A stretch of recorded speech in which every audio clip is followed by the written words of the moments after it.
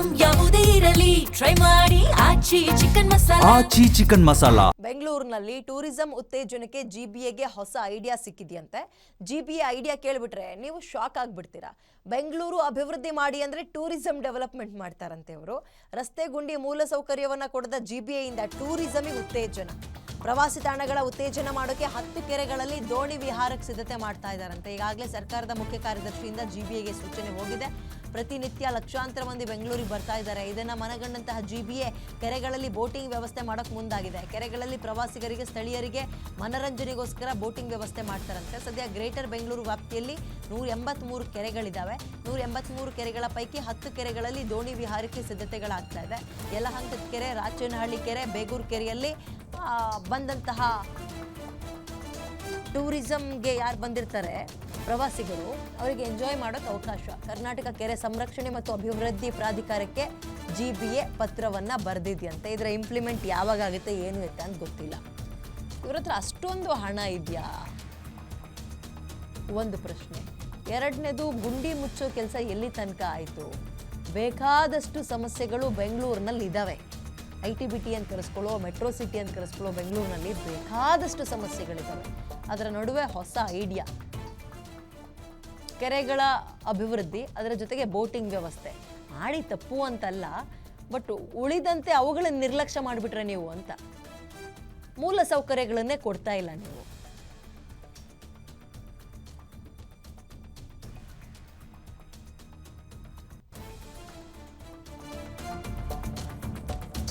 Sankey ಟ್ಯಾಂಕ್ನಲ್ಲಿ boating ವ್ಯವಸ್ಥೆ ಮಾಡೋ ಪ್ರಸ್ತಾಪಕ್ಕೆ ಸ್ಥಳೀಯರು ವಿರೋಧ ವ್ಯಕ್ತಪಡಿಸ್ತಾ ಇದ್ದಾರೆ. ಈಗ ಸ್ಯಾಂಕಿ ಟ್ಯಾಂಕ್ ವಾಕರ್ಸ್ ಅಸೋಸಿಯೇಷನ್ ಸದಸ್ಯರಿಂದ ಪ್ರಬಲ ವಿರೋಧ ಕೇಳಿ ಬರ್ತಾ ಇದೆ.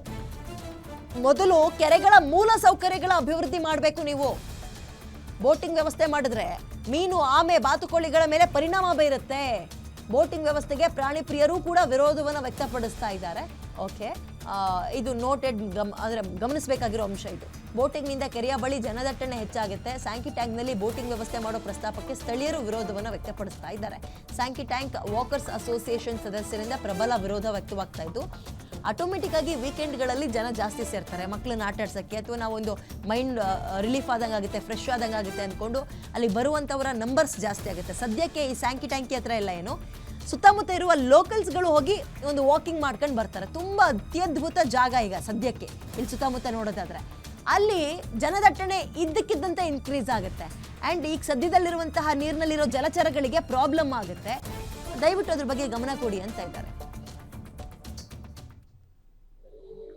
ಬೋಟಿಂಗ್ ಮಾಡಬಹುದು. ಅಂದ್ರೆ ಈಗ ಏನಾಗ್ತದೆ ಅಂದ್ರೆ ಸ್ಯಾಂಕಿ ನೀವು ನೋಡಿದ್ರೆ ಇಲ್ಲಿ ತುಂಬಾ ಜಾತಿಗಳ ಪಕ್ಷಿಗಳಿದೆ. ಇಲ್ಲಿಂದನೂ ಬೇರೆ ಕಂಟ್ರಿಗಳಿಂದ ಬರುವಂತ ಪಕ್ಷಿಗಳಿದೆ. ಅದಕ್ಕೆ ಡಿಸ್ಟರ್ಬ್ ಆಗಬಾರ್ದು. ಆಮೇಲೆ ಮೀನುಗಳಿದೆ.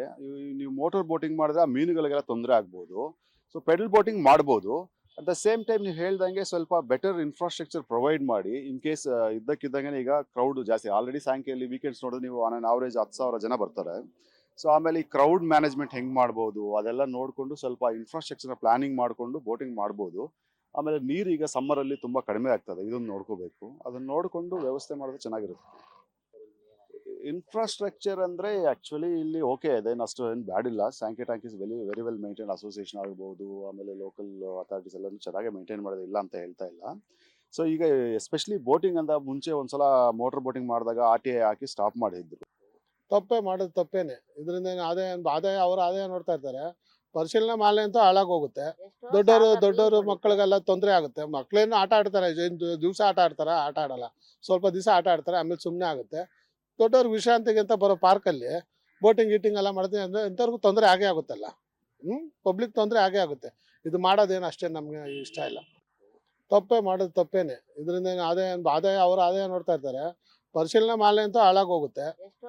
ದೊಡ್ಡವರು ಮಕ್ಕಳಿಗೆಲ್ಲ ಬೋಟಿಂಗ್ ಮಾಡ್ಲಿಕ್ಕೆ ಫಸ್ಟ್ ಈ ಫೆಸಿಲಿಟಿಗೆ ನೀರೇ ಕಡಿಮೆ ಆಗಿದೆ. ನಂಬರ್ 1 ಇದನ್ನ ಹೂಳು ಎತ್ತಿಸ್ಬೇಕು. ನಂಬರ್ 2 ಆಮೇಲೆ ಬೋಟಿಂಗ್ ಮಾಡ್ಬೋದು. ಬೋಟಿಂಗ್ ಮಾಡಿದ್ರೆ ಒಂದು ಯಾರೊಬ್ಬ RTI ಹಾಕಿ ಅದನ್ನ ಕ್ಯಾನ್ಸಲ್ ಮಾಡಿಸಿದ್ದಾರೆ. ಆದರೆ ಫೆಡಲ್ ಬೋಟಿಂಗ್ ಒಂದು ಮಾಡ್ಬೋದು. ಫೆಡಲ್ ಬರುತ್ತಲ್ಲ, ಅದಾದ್ರೆ ಫಿಶ್ಗಳಿಗೇನೋ ಪ್ರಾಬ್ಲಮ್ ಆಗೋದಿಲ್ಲ ಅಂತೇಳಿ, ಅದಾದ್ರೆ ಓಕೆ ಅನ್ಸುತ್ತೆ, ಅದು ಮಾಡ್ಬೋದು. ಸ್ಯಾಂಕಿ ಟ್ಯಾಂಕ್ ಏನಂದ್ರೆ ಇವಾಗ ಇಡೀ ಬೆಂಗಳೂರು ದಿ ಬೆಸ್ಟ್ ಲೇಕ್ ಅಂದ್ರೆ ಇದೇ ಆಗಿದೆ. ಯಾಕಂದ್ರೆ ಬೆಸ್ಟ್ ಕ್ವಾಲಿಟಿ ಆಕ್ಸಿಜನ್ ಬರ್ತಾ ಇದೆ. ಇದು ಎಲ್ಲೂ ಇಲ್ಲ. ನಮ್ಮ ಲಾಲ್ ಬಾಗ್, ಕಬ್ಬನ್ ಪಾರ್ಕ್ ಇಲ್ಲೆಲ್ಲ ಏನಾಗ್ಬಿಟ್ಟಿದೆ ಅಂದ್ರೆ ಅಲ್ಲೆಲ್ಲ ಕಾರ್ಬನ್ ಆ್ಯಡ್ ಆಗ್ತಿದೆ. ನಮ್ದು ಕಾರ್ಬನ್ ಆ್ಯಡ್ ಆಗೋದಿಲ್ಲ, ಡೈರೆಕ್ಟ್ ಆಗಿ ಆಕ್ಸಿಜನ್ ಬರ್ತದೆ. ಹಾಗಾಗಿ ನಮ್ದು ಇಡೀ ಬೆಂಗಳೂರಿಂದ ಇವಾಗ ಏನಾಗಿದೆ, ಹಿಂದೆ 1,000 ಜನ ಡೈಲಿ ಬರೋರು, ಈಗ Saturday Sunday per day 10,000 members ಬರ್ತಾ ಇದ್ದಾರೆ. ಹಾಗಾಗಿ ದಿ ಬೆಸ್ಟ್ ಲೇಕು ಆಗಿದೆ, ದಿ ಬೆಸ್ಟ್ ಆಕ್ಸಿಜನ್ ಸಿಗುವಂತ ಜಾಗನೂ ಆಗಿದೆ. ಹಾಗಾಗಿ ಬೋಟಿಂಗ್ ಮಾಡಿದ್ರು ಪ್ರಾಬ್ಲಮ್ ಏನಿಲ್ಲ, ಬಟ್ ಫೆಡರಲ್ ಬೋಟಿಂಗ್ ಮಾಡಬೇಕಾಗುತ್ತೆ ಅಷ್ಟೇ. ಇಲ್ಲಿ ಫಿಶ್ಗಳು ಬಹಳ ಒಳ್ಳೆ ಫಿಶ್ಗಳಿದಾವೆ, ಬಹಳ ಚೆನ್ನಾಗಿ ನೀರನ್ನು ಕ್ಲೀನಾಗಿ ಇಟ್ಕೊಂಡಿದ್ದಾವೆ. ನೀರು ಸ್ವಲ್ಪ ಗಲೀಜ್ ಆಗ್ತದೆ, ನಿಂತಿರೋ ನೀರಿದು, ಆದ್ರೂ ಫಿಶ್ ಇರೋದ್ರಿಂದ ಮೋಟ್ರ್ ಬೋಟಿಗೆ ಓಕೆ ಮಾಡಲ್ಲ, ಯಾರೋ RT ಹಾಕಿ ಕ್ಲೋಸ್ ಮಾಡಿಬಿಟ್ಟಿದ್ದಾರೆ. ಹಾಗೆ ಫೆಡರಲ್ ಬೋಟ್ ಆದ್ರೆ ನಡೆಯುತ್ತೆ ಇಲ್ಲಿ ಬೋಟಿಂಗ್ ಮಾಡಲಿಕ್ಕೆ. ಫಸ್ಟ್